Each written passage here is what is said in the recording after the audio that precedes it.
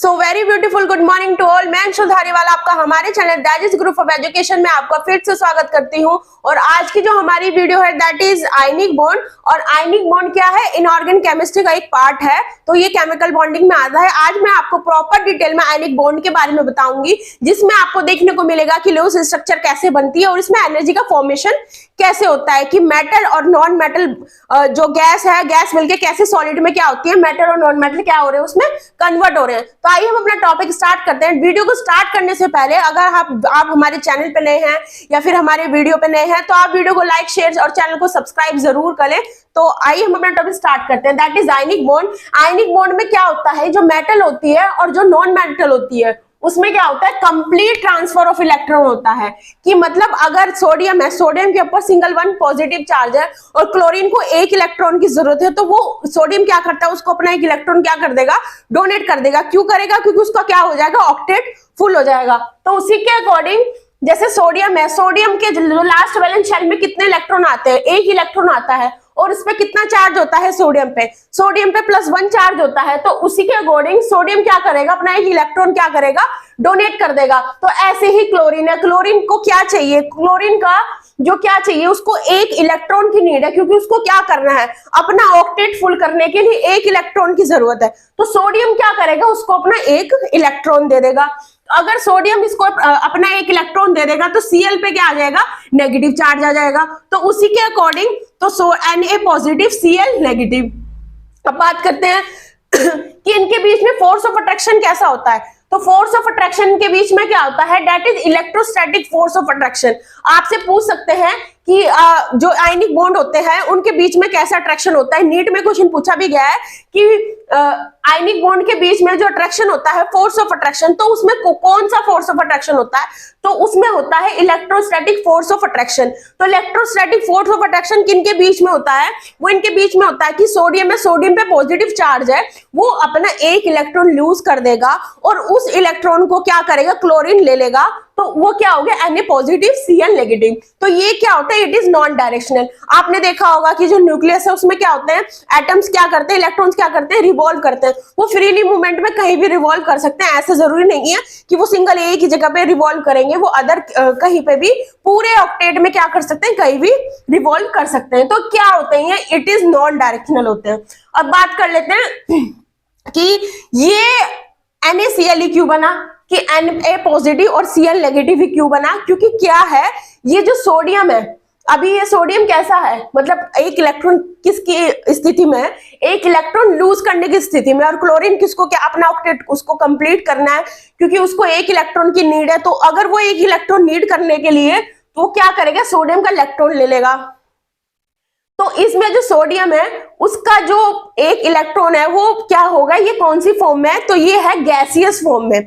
कौन सी फॉर्म में, gaseous form में है सोडियम के साथ। और क्लोरीन भी किस में है, इसमें एक गैस में फॉर्म में है। तो बाद में ये जो फॉर्मेशन हुआ वो कैसे हुआ, जो फॉर्मेशन हो रहा है वो हो रहा है सॉलिड स्टेट में। अभी ये अनस्टेबल है यहाँ पे, क्योंकि इसमें पॉजिटिव है, इसमें Cl नेगेटिव है, इनके चार्ज खत्म हो जाएंगे। क्योंकि क्या हो जाएंगे, जब बिल्कुल इक्वल वे में हो जाएंगे, एकदम बैलेंस हो जाएंगे, तो इन पे कैसा क्या हो जाएंगे, स्टेबल हो जाएंगे एज अ सॉलिड स्टेट में। अब बात करते हैं लुईस डॉट स्ट्रक्चर की। ये आपको प्रॉपर डिटेल में समझ में आया कि ये क्या होती है, नॉन डायरेक्शनल होते हैं। और अगर ये सिंगल Na पॉजिटिव है और Cl नेगेटिव है तो इसमें क्या होता है, सॉलिड स्टेट होते हैं। और सॉलिड स्टेट में आगे क्या हो जाते हैं, ये स्टेबल हो जाते हैं। अब बात कर लेते हैं लुईस डॉट स्ट्रक्चर की। लुईस डॉट स्ट्रक्चर में क्या होता है, इसको हम शॉर्ट फॉर्म में LDS भी बोलते हैं, कि मतलब इनकी स्ट्रक्चर कैसे बनती है। तो स्ट्रक्चर बनाने के लिए जैसे सोडियम का आपने देखा कि सोडियम पे एक पॉजिटिव चार्ज है, तो ये क्या करेगा, अपना एक इलेक्ट्रॉन इसको गेन कर देगा, मतलब एक इलेक्ट्रॉन क्या करेगा, इसको डोनेट कर देगा। तो Cl का जो लास्ट वैलेंस शेल है उसमें कितने इलेक्ट्रॉन होने चाहिए, उसमें 8 इलेक्ट्रॉन होनी चाहिए। बट इसके पास कितने इलेक्ट्रॉन है, इसके पास 7 इलेक्ट्रॉन है। तो ये अपना एक इलेक्ट्रॉन इसको डोनेट कर देगा। तो स्ट्रक्चर कैसी बनेगी, जैसे ये Cl है तो 1 2 3 4 5 6 और 7, इसके पास 7 इलेक्ट्रॉन है। तो एक ये प्लस का चार्ज, ये क्या हुआ, एक इलेक्ट्रॉन इसने इसको डोनेट कर दिया, तो ये क्या बनी, आपकी लुईस डॉट स्ट्रक्चर बनी। तो ऐसे ही आप इसको आप इस फॉर्म में भी दिखा सकते हो कि सोडियम के पास एक इलेक्ट्रॉन है, इसने क्या किया, अपना एक इलेक्ट्रॉन क्लोरीन को क्या कर दिया, डोनेट कर दिया। ऐसे होती है लुईस डॉट स्ट्रक्चर। ओके तो ऐसे मैं आपको एक एग्जांपल और बताती हूँ, जैसे कि that is MgCl2 magnesium chloride. Magnesium का इलेक्ट्रॉनिक कॉन्फ़िगरेशन होता है 12, तो उसी की तरह हम 12 है तो इसमें कितना चार्ज आ जाएगा, इसमें +2 चार्ज आ जाएगा। तो ये क्या करेगा, अपने आप को स्टेबल करने के लिए अपने 2 इलेक्ट्रॉन्स क्या करेगा, डोनेट कर देगा।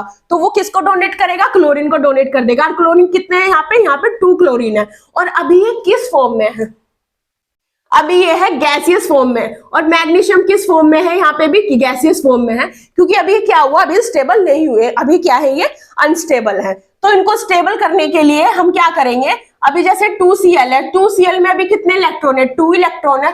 और क्लोरीन भी कितने हैं, 2 है। अभी किस फॉर्म में है, गैसियस फॉर्म में है। तो अब जैसे कि आपको क्या पता है कि क्लोरीन को कितने इलेक्ट्रॉन की नीड है, अभी क्लोरीन को 1 इलेक्ट्रॉन की नीड है। और हमारे पास कितने क्लोरीन है, हमारे पास 2 क्लोरीन है। तो 2 क्लोरीन को, अभी मैग्नीशियम में आपने देखा 2 चार्ज है, तो एक चार्ज 1 क्लोरीन के पास चला जाएगा और सेकंड चार्ज 1 क्लोरीन के पास चला जाएगा। तो उसी के अकॉर्डिंग यहाँ पे क्या हुआ कि एक मैग्नीशियम ने 1 इलेक्ट्रॉन इसको डोनेट कर दिया, 1 इलेक्ट्रॉन इसको इस नीचे वाले को क्या कर दिया, डोनेट कर दिया। तो ये क्या बन गया, इसके स्ट्रक्चर बन गए। स्ट्रक्चर बनाने के लिए आप कैसे स्ट्रक्चर बना सकते हैं, तो आप देख सकते हैं जैसे कि Cl है, Cl के कितने इलेक्ट्रॉन होते हैं, 7 इलेक्ट्रॉन होते हैं लास्ट वैलेंस शेल में। उसको ऑक्यूपाई करने के लिए उसमें 7 इलेक्ट्रॉन होते हैं, लेकिन उसको अपना ऑक्टेट कंप्लीट करने के लिए 1 इलेक्ट्रॉन की नीड होती है। तो 1 2 3 4 5 6 7, तो 1 इलेक्ट्रॉन मैग्नीशियम ने दे दिया, हम उसको क्रॉस से क्या करेंगे, शो कर देंगे। तो ये क्या हुआ, इसकी स्ट्रक्चर बन गई। ऐसे ही क्या होगी, हमारी सेकंड स्ट्रक्चर बनेगी। तो ऐसे ही MgCl2 की क्या बनी, स्ट्रक्चर बनी। ऐसे आप एनसीईआरटी में और भी एग्जांपल से आप उनके बेस पे आप उनको लूज स्ट्रक्चर क्या कर सकते हैं, बना सकते हैं।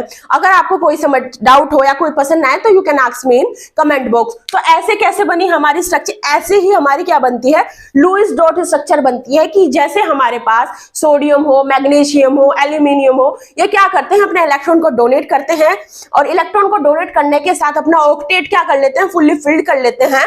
और उसके बाद क्या करते हैं, जो ऑक्टेट होता है उसको प्रॉपर क्या कर लेते हैं, बैलेंस कर लेते हैं। तो ऐसे ही क्लोरीन का क्या हुआ, ऑक्टेट क्या हुआ, बैलेंस हो गया। तो यहाँ पे भी क्लोरीन का ऑक्टेट क्या हुआ, बैलेंस हो गया। वो कैसे हुआ, क्योंकि मैग्नीशियम 2 थे, तो यहाँ पे कितने क्लोरीन थे, 2 क्लोरीन थे। एक मैग्नीशियम का इलेक्ट्रॉन 1 क्लोरीन के पास चला गया, एक मैग्नीशियम का इलेक्ट्रॉन क्लोरीन के पास, सेकंड क्लोरीन के पास चला गया। अब ऐसे ही कुछ टर्म्स एंड कंडीशंस आई। तो वो टर्म्स एंड कंडीशंस क्या थी वो मैं आपको बताती हूँ।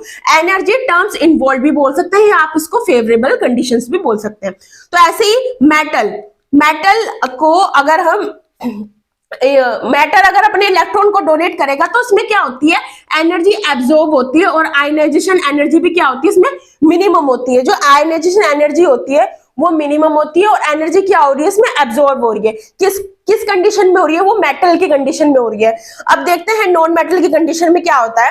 नॉन मेटल की कंडीशन में हमने एक्स किसको मान लिया, नॉन मेटल मान लिया। इसने क्या किया, अपना 1 इलेक्ट्रॉन लूज किया, तो क्या बना, एक्स के ऊपर क्या हुआ, नेगेटिव चार्ज आया। और एम के ऊपर यहाँ पे कौन सा चार्ज आया, पॉजिटिव चार्ज आया। मेटल में कौन सा चार्ज आया, पॉजिटिव चार्ज। और नॉन मेटल में यहाँ क्या आया, माइनस चार्ज। तो ऐसे ही इसमें क्या हुआ, एनर्जी अब्सॉर्ब हुई, आई किसमें क्या रहा, मिनिमम रहा। और अब इसमें नॉन मेटल में क्या रहा, एनर्जी क्या होती है, रिलीज हो रही है। इसमें से क्या हो रही है, एनर्जी निकल रही है। और इसमें क्या हो रही है, एनर्जी एब्सॉर्ब हो रही है। तो ऐसे ही तो इलेक्ट्रॉन एफिनिटी इसमें क्या होती है, मैक्सिमम होती है।